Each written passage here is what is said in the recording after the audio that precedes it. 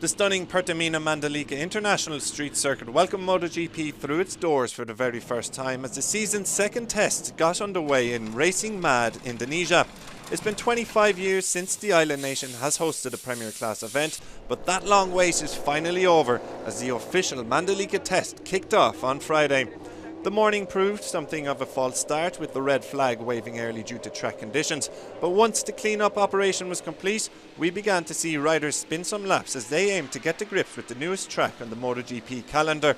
And by the end of the day, there were 6 manufacturers sitting inside the top 6 places. Day 1 honours belonged to Paul Espagaro, with the Repsol Honda rider recording the fastest ever lap around Mandalika late in the afternoon thanks to a 1:32.466. That time gave the Spaniard 3 tenths to spare over the previous best lap time set by Toprak Razgatlioglu when World Superbikes came to visit in 2021. It also gave him 4 tenths to spare over elder brother Aleix Espargaro, with the Aprilia rider claiming P2.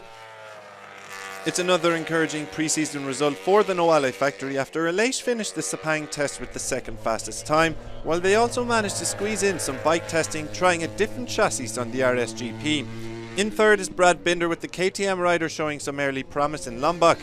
The South African and Austrian manufacturer had a lackluster opening outing to 2022 in Malaysia last weekend, but a Friday P3 offers some early promise. On the other side of the garage, Miguel Oliveira failed to crack the top 15, and neither could Tech 3 rookies Raul Fernandez and Remy Gardner.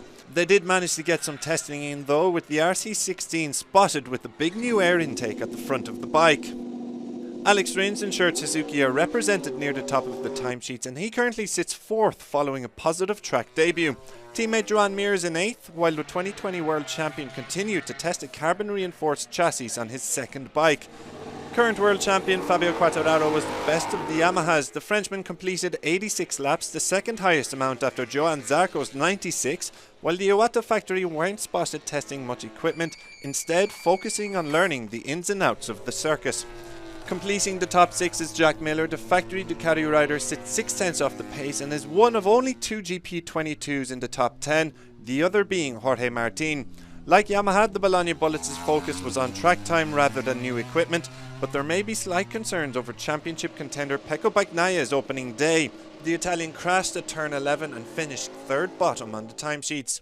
There's still plenty of time for Bagnaia and some other riders to turn their fortunes around, with 2 more days of testing coming up in Mandalika.